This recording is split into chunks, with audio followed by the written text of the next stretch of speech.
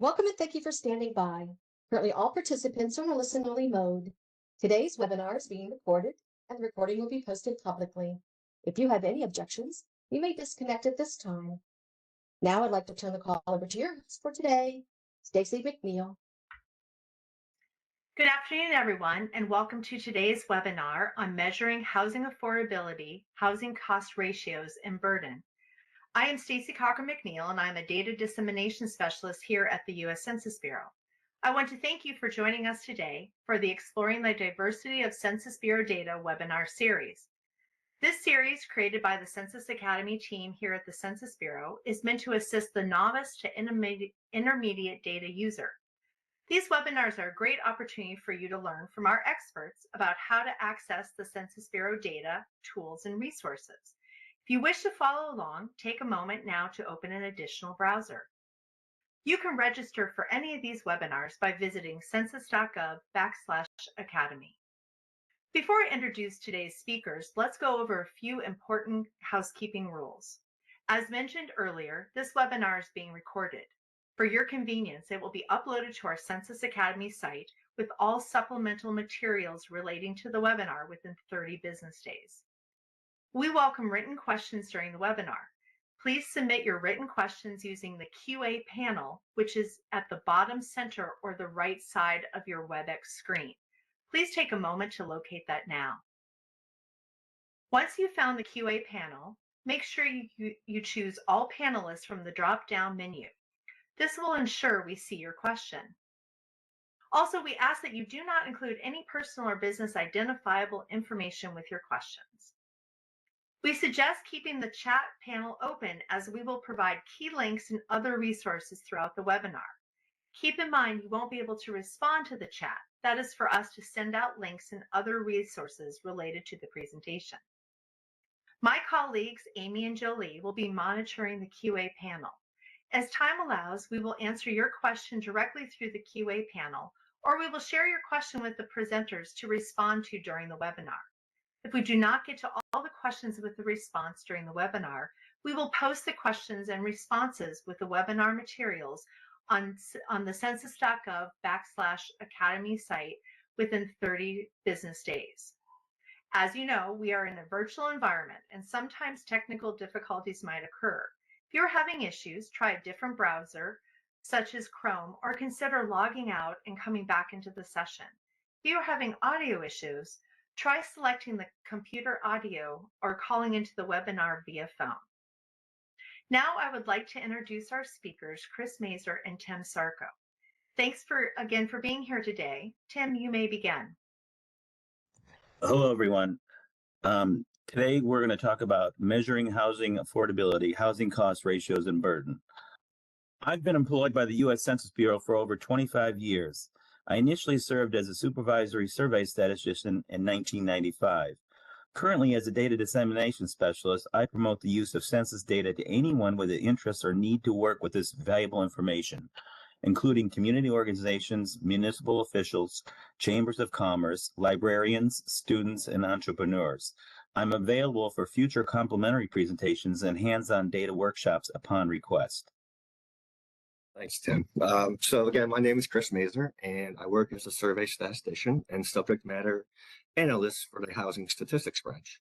My duties involve analyzing housing data from the American Community Survey and decennial census and ensuring that that data meets the Census Bureau data quality standards so they are released with confidence to the public.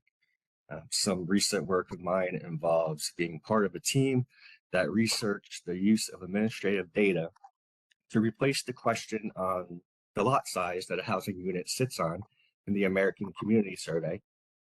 And now we are in the process of incorporating that administrative data into the American Community Survey production cycle that includes data collection and any post-collection processes.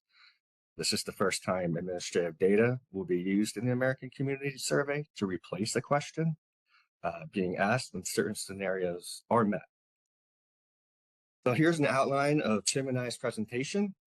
Thanks again for joining. First, I will provide an overview of some housing data and resources from the Census Bureau, describe what housing cost ratios are, In particular, how the American Community Survey, or ACS for short, collects and releases the data for these ratios. Explain what is meant by housing cost burden and how these ratios play a role when analyzing this data, and who utilizes these ratios and why they find them useful. Tim will then describe the American Community Survey in more detail, explain why this survey is an important resource for many topics, including the one we are talking about today. He will then go through 2 live demos using ACS data to describe typical scenarios where one might use this type of housing data and how to get it. Listed here are some of the resources that provide data on housing related topics that the Census Bureau collects and releases.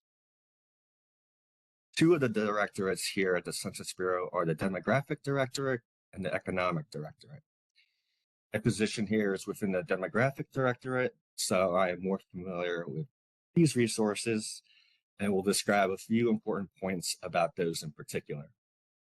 As far as the ACS, like I said, Tim will be giving more details about that shortly. So going down the list, the American Housing Survey. This survey began in 1973 and is funded by the Department of Housing and Urban Development, also known as HUD, but it's administered by the Census Bureau. This is a longitudinal housing unit survey, meaning once the sample is drawn, those housing units are in sample and surveyed for a multitude of years. Data is released every 2 years in the odd number year, meaning 2023 data will be released in September. And in fact, the 2023 data release will mark the 50th anniversary of this survey. The geographies where data is released for the nation, some of the larger states, the 15 most populous metro areas, and a rotating selection of metro areas. The great thing about the American Housing Survey is that it provides very detailed information on many topics, such as housing quality, housing cost, and neighborhood assets. Next up, the Housing Vacancy Survey. This is a supplement of the Current Population Survey, or the CPS. Whereas the CPS samples occupied housing units, the HVS samples vacant housing units. The CPS began in 1940, while the HVS started in 1956. Both the Census Bureau and the Bureau of Labor Statistics co-sponsor these surveys. The data is collected monthly and released on a quarterly basis, as well as releasing annual data every year.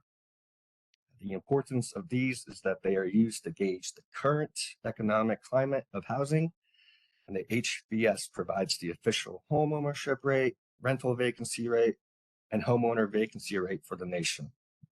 Many public and private organizations rely on this data to better understand the current supply and demand of housing for both renters and homeowners.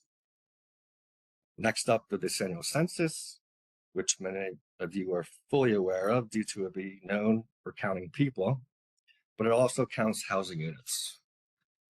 The first census of housing began in 1940 when the census was expanded to get more detail about the nation's housing stock. It's conducted every 10 years, and when it comes to housing data, it not only collects information on how many housing units there are, but also about 2 basic housing characteristics. The first being housing tenure, or whether a house is owner or renter occupied, and vacancy status, or the classification of a vacant housing unit.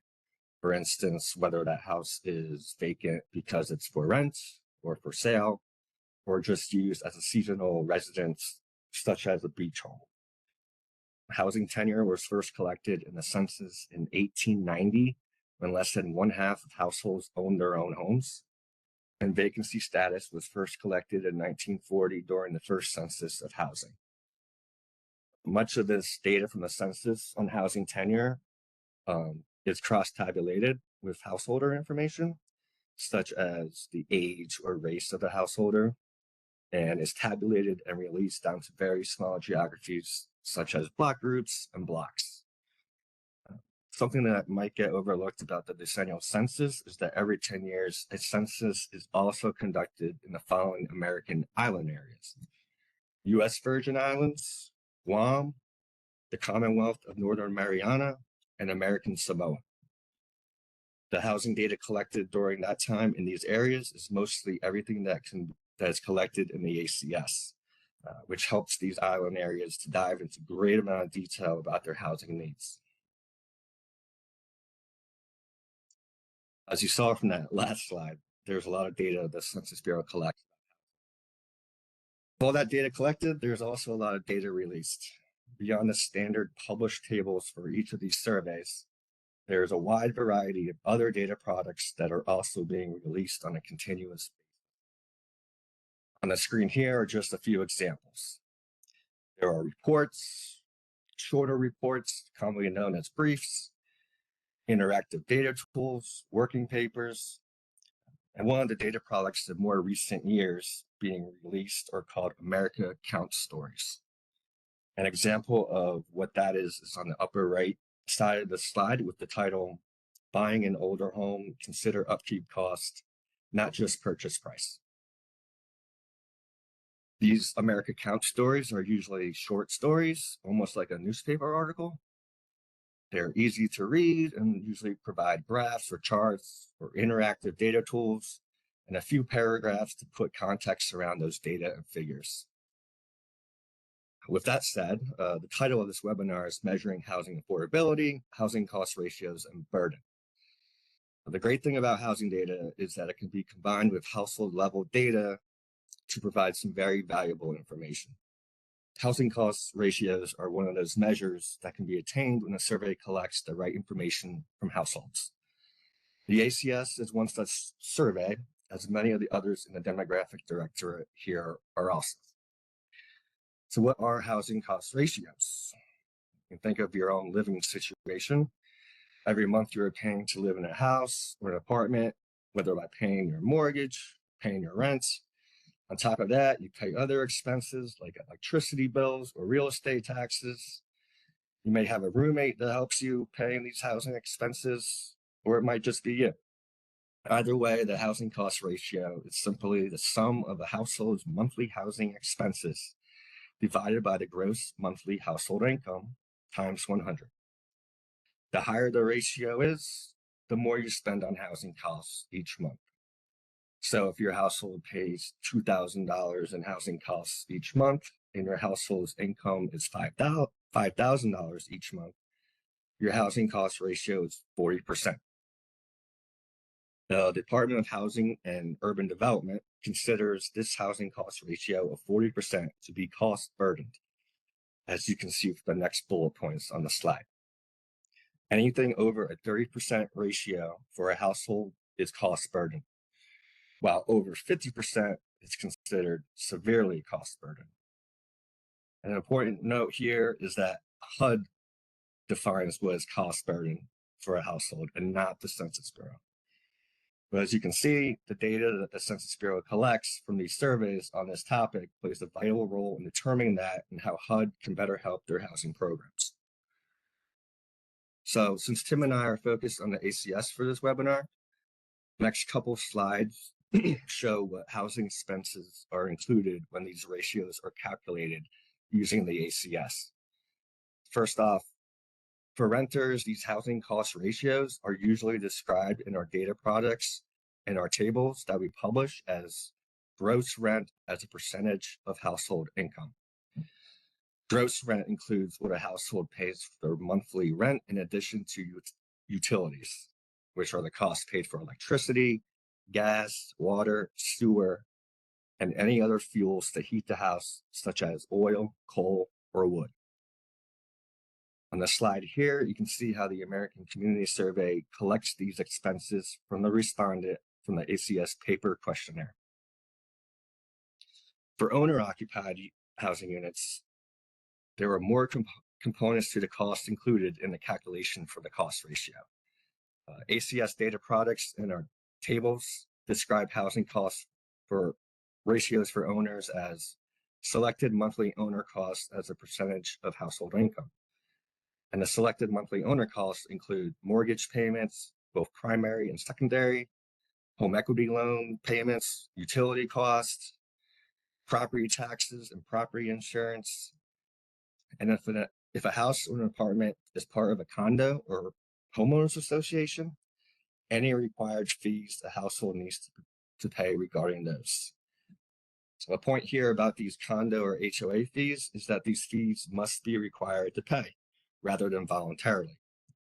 To better gauge the actual cost of homeownership, we are only interested in required fees where there will be consequences for not paying them, such as some legal repercussion. And just to point out also, after some research and testing in recent years, the collection of HOA fee data began this year in 2024. This was after a proposal from HUD stating to better gauge actual housing costs and how HOAs have become so prevalent, the ACS needed to capture these costs. And lastly on this list, if you live in a mobile home, any fees related to that, such as personal property taxes, license fees, hookup fees, or site rental fees. So as in the case for housing costs associated with renting, all these housing expenses for the owners will also be converted into a monthly cost if need be, and added together to get the numerator in the formula from a couple slides ago. And then this sum is divided by the household's monthly income and multiplied by 100. And the result is the housing cost ratio. So knowing a little bit more about that, what cost ratios are, and what's included in the housing cost portion of the ratio, here's just some facts from that 2000 ACS. It estimated that out of nearly 130 million households in the country, 39 million spent over 30% on housing expenses each month. That is about 30% of US households. And nearly 19 million households spent over 50% on housing each month. When you look at the median housing cost ratios broken out by housing tenure categories, owners with a mortgage had a median cost ratio of 20.9. That means 1/2 of owners that had a mortgage payment had a ratio greater than 20.9, and 1/2 had a ratio less than 20.9. Renters had the highest median ratio at 31, and not surprising after looking at the chart on the right shows us that 46.3% of renters paid over 30% of their monthly income on housing, and nearly 1/4 of all renters paid over 50% of their income on housing. So who finds these measures and housing cost ratios useful? A wide variety of both public and private organizations use this data to make important decisions about housing and economic policies and plans. Knowing when housing is affordable or not helps communities better understand the current state of their housing and resident needs, as well as how to tackle any future goals, policy decisions, construction, housing programs, possible zoning changes, possible public and private partnerships, and so forth.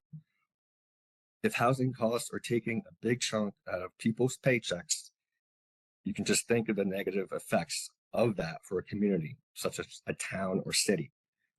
People won't be able to live where they may work, resulting in local economies not being able to attract a local workforce. Workers would have to come from out of the area, which means more traffic and transportation costs.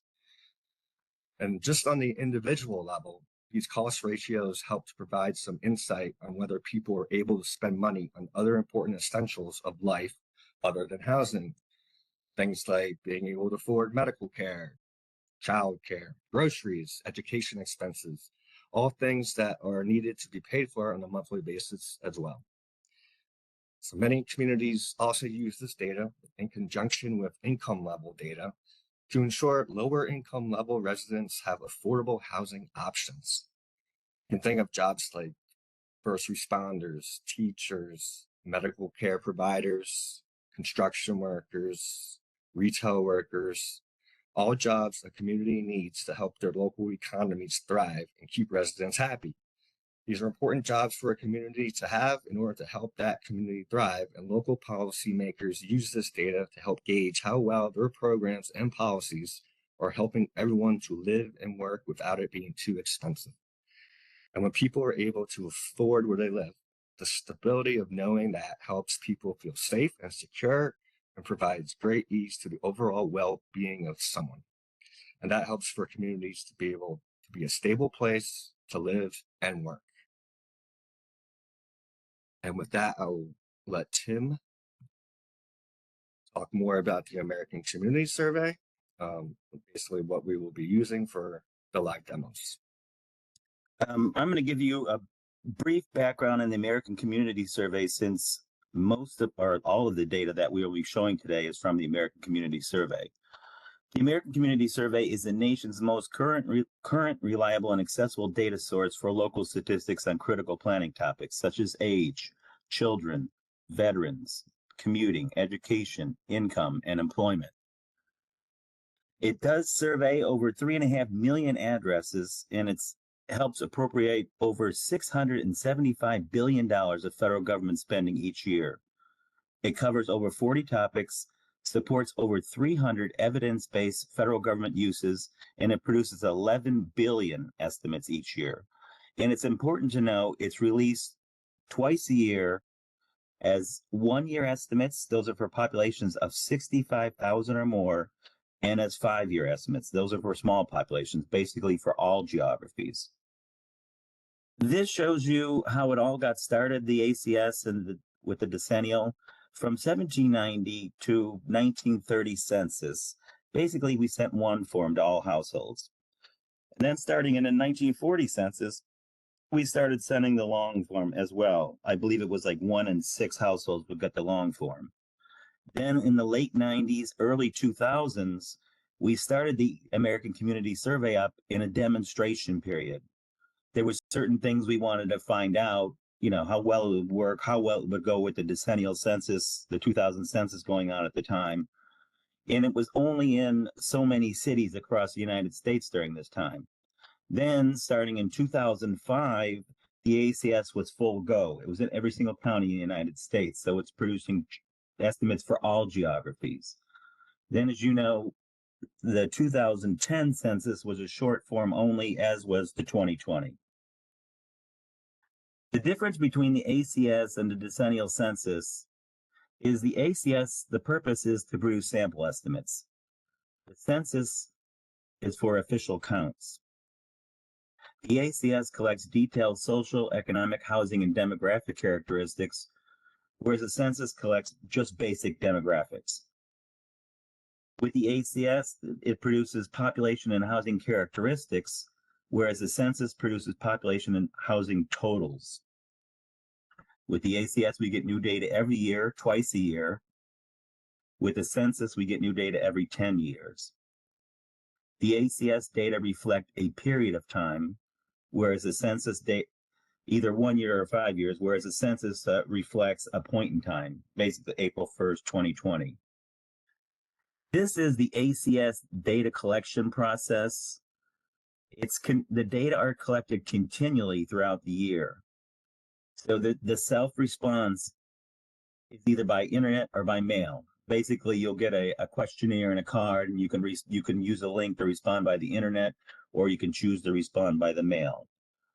And then a subset of those who did not respond either by the internet or by mail will then be in non-response follow-up for an in-person visit by one of our field representatives.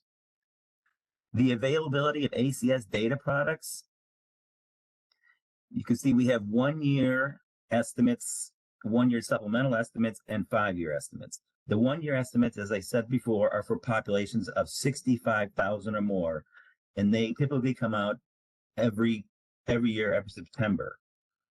The 1-year supplemental estimates are for populations of 20,000 and greater. So you can see they're available for 65,000 or more and 20,000 to 64,999. And they typically come out in October. And the 5-year estimates are basically for all geographies, from 65,000 or more, 20 to 64,000, and then less than 20. And they typically come out in December of each year. These are the data topics for which you can get data from the ACS. And they're broken down by social, demographic, economic, and housing. So if you look at social, for instance, if you wanted to know what's the educational attainment like in your city, what languages do people speak at home, or if you look at the economic topics, you could look at like what industries and occupations the people work in, how did they get to work, how long does it take them to get to work, what's median income like in your city or town. And then we've got any number of housing data topics as well, such as how old are the homes in your neighborhood, what's median home value like, how many people own or rent their homes, what's the average mortgage like. This shows you the American Community Survey geography hierarchy.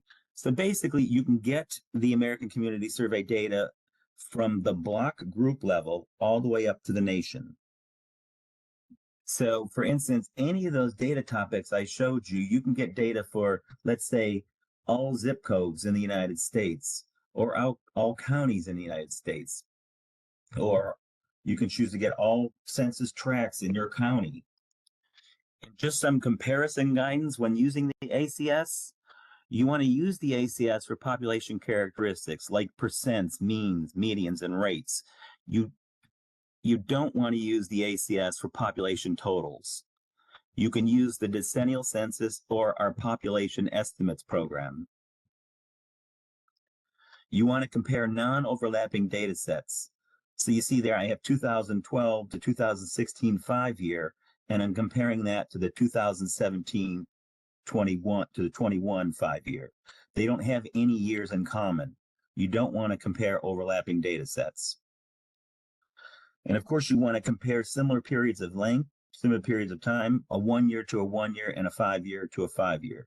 You don't want to compare a 1-year to a 5-year. And you want to conduct statistical testing when making comparisons between estimates. You don't want to just look at the estimate alone to decide if it's higher than lower than one another. I have here 2 scenarios which I'm going to walk through, and they deal with rent burden and mortgage. So for scenario number 1, we're saying the Baltimore County, Maryland Department of Housing and Community Development is tasked with revising their housing affordability action plan to better allocate resources for renters. They can then figure out what towns or places in the county have the highest percent of renters spending their income on housing. Here's our main data tool, data.census.gov. Basically, you can search for data in 2 ways. You can either use what's called the single search. Okay, we got data.census.gov, which I said is a main data tool.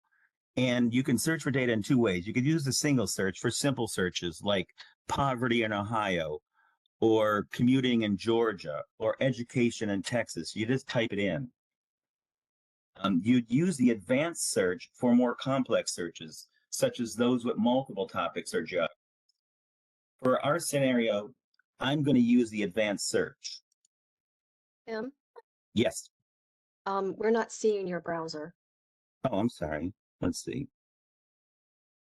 So I'm going to use, I said you could do a single search where simple searches like poverty in Ohio, commuting in Georgia, or education in Texas. And then you use the advanced search for more complex searches like those with multiple topics or multiple geographies. So for our scenario, I'm going to use the advanced search. And then I'm going to use the filters on the left of geographies, topics, surveys, years, and then there's codes. So I want all county basically all county subdivisions in Baltimore County, Maryland. So I'm going to choose county subdivision, and then I'm going to choose Maryland, and then I'm going to use select Baltimore County, Maryland. And then you see that there's actually 15 districts, which they're calling county subdivisions in Baltimore.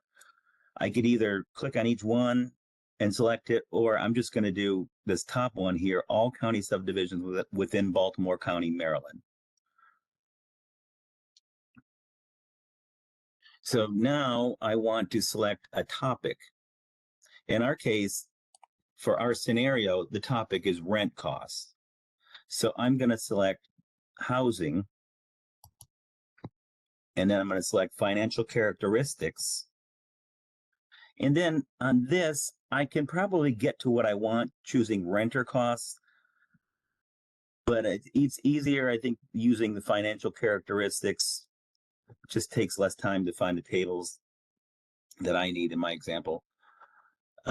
So once I chose, I've got my filters now, all counties within Baltimore County, Maryland, and then I've got financial characteristics. So I'm good to go, and I'm going to click search in the lower right. So as you can see, there are 322 tables of data that correspond to my two filters here. I'm going to open this first table. It's DPO4 selected housing characteristics. It's a data profile. There's actually 4 data profiles, and this is the housing data profile, and it gives you a very broad look at housing. It's a very big table. So, you know, we could scroll through the table and look at certain things like your structure build, you got rooms, bedrooms, tenure, all the way down to, you got home values, but I want to get to gross rent. So here's gross rent. So if you just wanted to look at gross rent for these different districts, you can see that this first, I'm going to turn off this margin of error so the table's less cluttered. So you can see that this first district is paying, the median gross rent is $1,494. And you can go ahead and compare the median gross rent on these different districts as you go through them. And if you get to like, let's say District 11, you can see that District 11 is paying the median gross rent is $1,771, and that's the highest one. Now we could look at gross rent as a percentage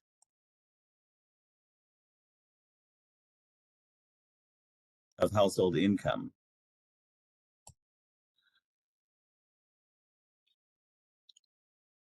So in our case, we want to key into the districts which have the highest percentage of households paying 35% or more of their income on rent. Technically, I could have used 30%, but for this particular scenario, it's just easier to look at the 35% or more. So you can see, for instance, that District 1, for example, they have 4,068, or 42.1% of their households pay 35% or more of their income on rent. Again, I can scroll through and look at the different districts.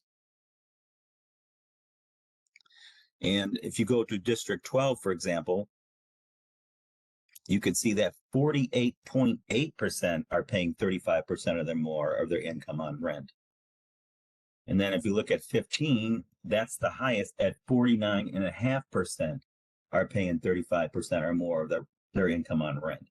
So 12 and 15 are the highest districts in respects to paying 35% or more of their income on rent. So now we could look at table S2503, financial characteristics. And this table is broken down by owners and by renters. as you can see, renters and owners.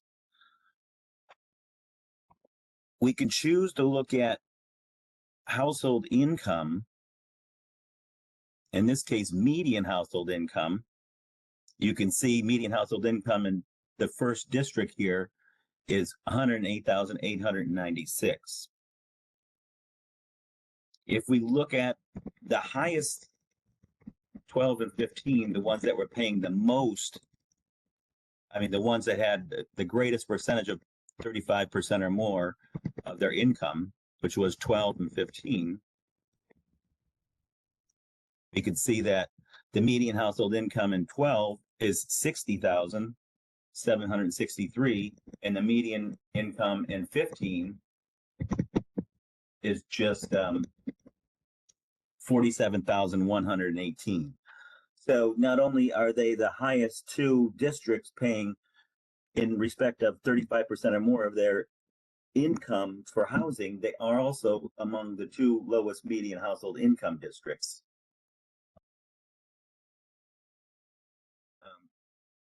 Now we could look at also monthly housing costs as the percentage of household income in the past 12 months. So as you can see, it's broken down by different household income ranges, such as less than 20,000, 20 to 34,999, and so on down the road until we get to 75,000 or more. And with each of these ranges, you could see that we have less than 20%, 20 to 29, and 30% or more housing costs. We could, so for example, we could look at, on this particular one, we could look at District 15, the one with the highest of households paying 35% or more of their income on rent. And as you look at it, you can see that if we look only at the 30% or more, you can see it starts out at 17 with the less than 20 income, and then when you get to 20 to 34,999, you can see it drops down to 14.8, and so on down the line. Every time we get higher income, we're getting lower percent of in the 30% or more. See, when we get to 75,000 income or more, just 0.9% are paying 30% or more of their income on housing. So as income goes up, the amount they're spending on housing in this case goes down. So scenario 2, we're going to say the Northwest Regional Housing Authority serves 12 counties of north central Arkansas. One of their focus is on owners with and without mortgage that are burdened. They are working on a report which compares the mortgages in the Fayetteville, Springdale, Rogers, Arkansas metro area to that of the U.S. They also want to see how mortgage costs have changed over the past year. So now to do this one, I'm going to use the advanced search. So I'm going to start a new search. So I'm going to use the advanced search, and I'm going to select my geography, which in this case is a metro area in Arkansas, the Fayetteville metro area. So I'm going to select metro area, metro micropolitan statistical area. And instead of scrolling through all these, I'm going to type the first so many letters of the Fayetteville metro area. And I'm going to choose the Fayetteville, Springdale, Rogers, Arkansas metro area. And I said, I want to compare that with the nation. So I'm going to select the United States. So I've got my geography. Next, I want to select the topic. In our case, it's mortgage costs. So I'm going to go down to topics, and I'm going to select housing. Again, financial characteristics, and then mortgage costs. I'm going to check the box. So now I've got the metro area, the United States, and mortgage costs as my filter, so I'm good to go, and I'll hit search.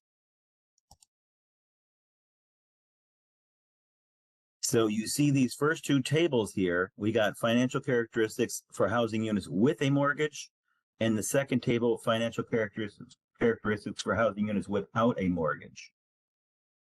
I'm going to open the first table for those with a mortgage. Again, I'm going to turn off the margins of error to make it less cluttered.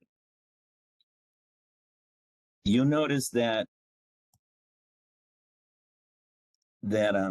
median household income is about 4,000 lower for the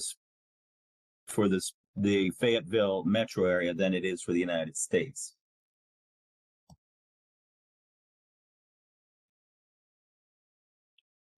Monthly median housing costs, if you look at that, we could see that there's about a $275 difference between the metro area and the United States. So the metro area is lower than the United States as far as median housing costs. Then if we look at monthly housing costs as a percentage of income in the past 12 months, we could look at the different income ranges and compare those paying 30% or more on housing. You can see that if I scroll over a little bit, you can see that it's 4.8 compared to 4.4 for the Fayetteville metro area as far as for incomes 20 to 34.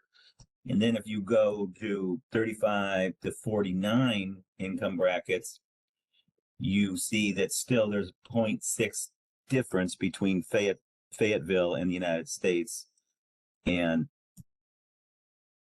so as the incomes get higher, you still see that Fayetteville has a lower percentage of paying 30% or more of their incomes up until even at 75,000 and over. And at 75,000 over, that's pretty much the greatest difference there at over 4%. So looking at the second table, financial characteristics of housing units without a mortgage, you can see that the same what we just looked at.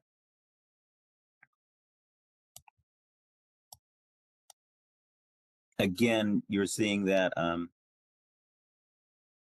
the Fayetteville metro area for 30% or more is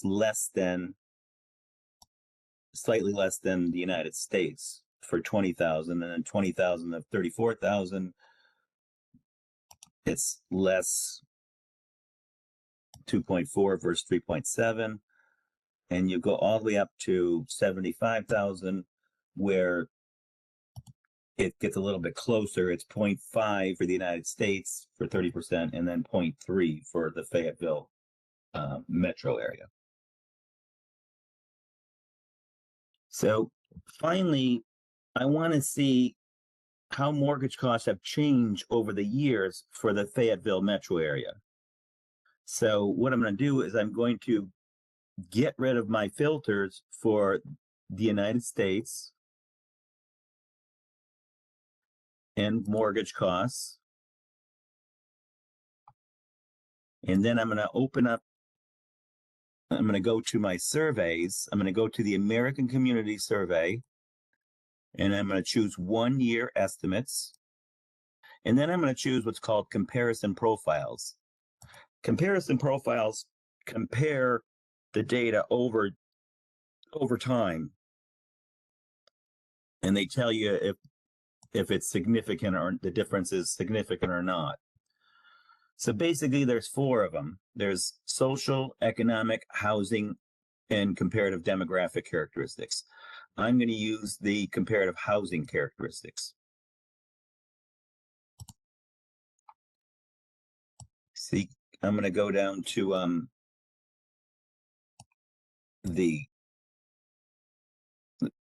housing units with a mortgage. So if you look, I'm looking at selected monthly owner costs as a percentage of household income.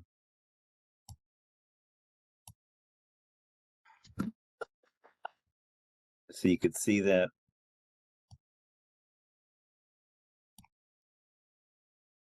it was 11.1 in 2021 for 35% or more, and it increased to 13.5%.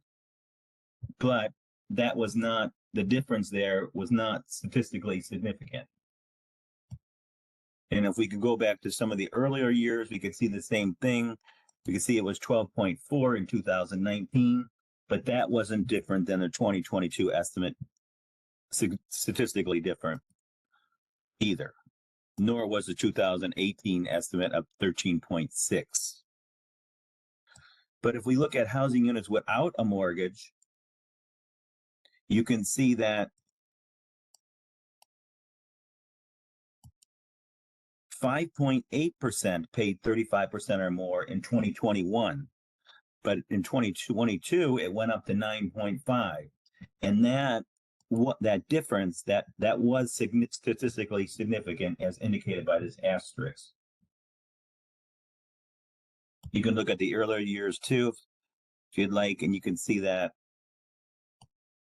in 2018, for instance, it was 6.3%. And that was statistically different than the 2022 estimate of 9.5%. So to be on the lookout for, as I said before, the 1 year ACS is released, the 2023 ACS will be released September 12th, 2024.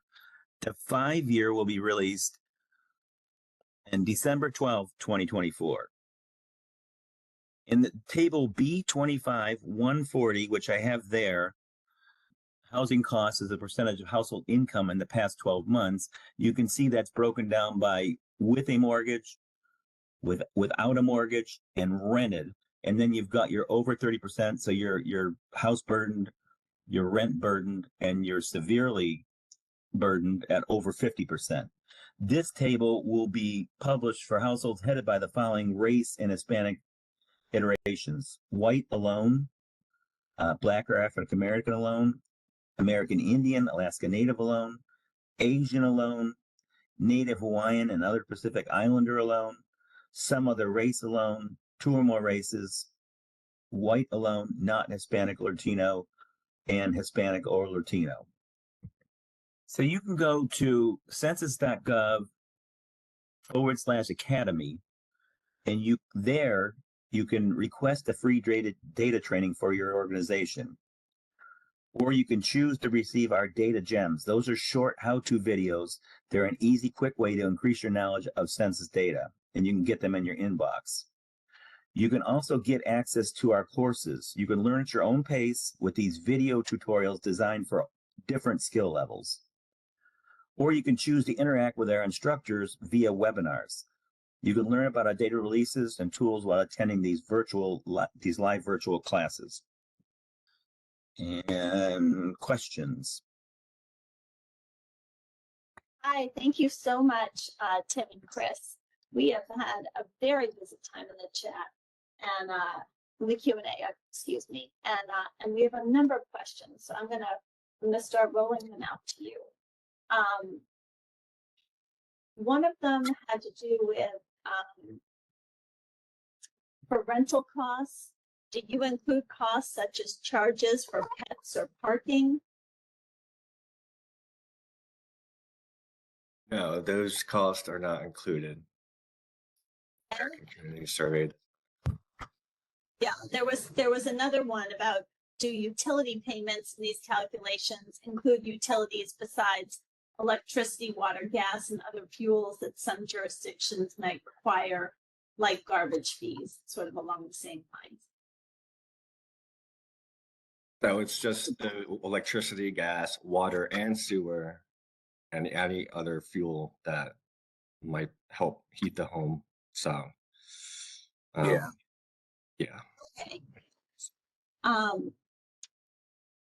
One one data user asked, how do you account for government programs like Section 8 in the housing data, in the housing responses and data?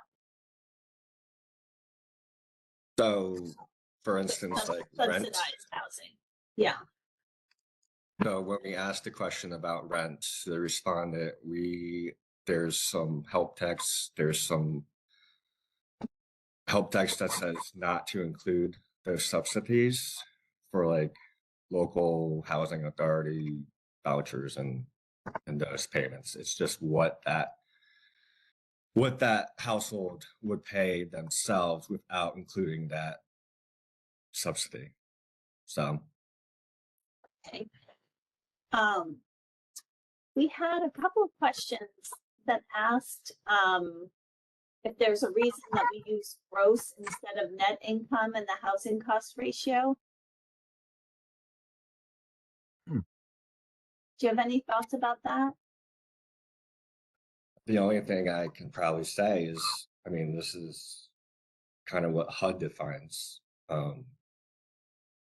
cost burden is, and that's, I don't know what their policies are and how they came to that conclusion, but I don't know any other detail besides that. I'm not sure.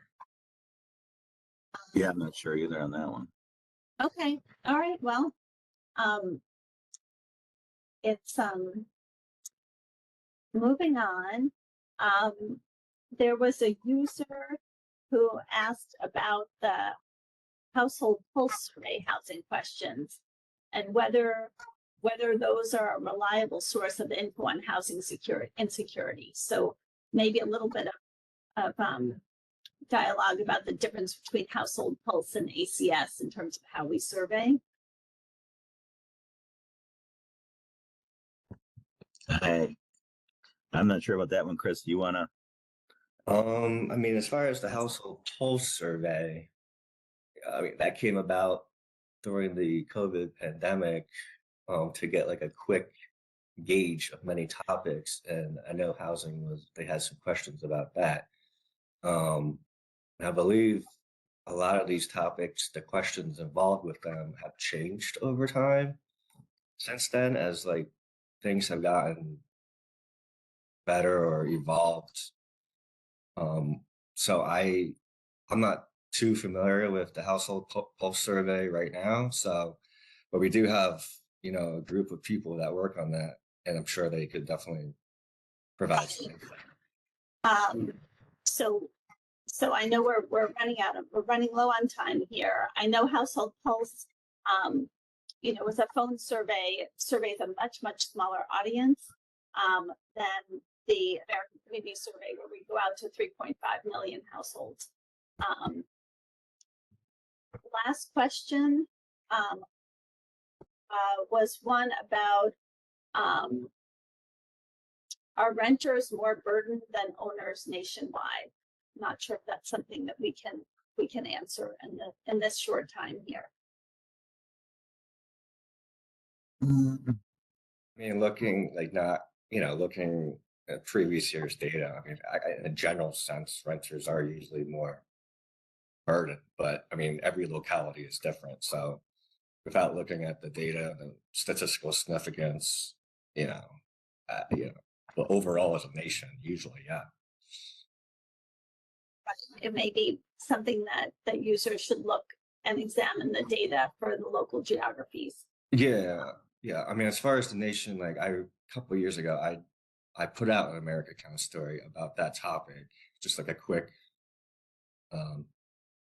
short little article about that, comparing owners with and without a mortgage and renters. And there's a graph in there, and I think it's pretty self-explanatory.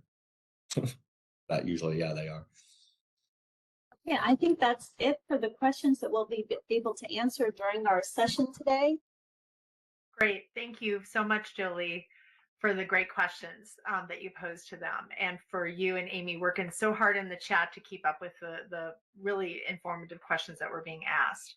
And I do want to thank Chris and Tim for a fabulous presentation and for a great demonstration and data at census.gov. Before we conclude, I'd like to thank everyone who played a role in today's webinar. We thank you, our audience, for spending your time with us this afternoon.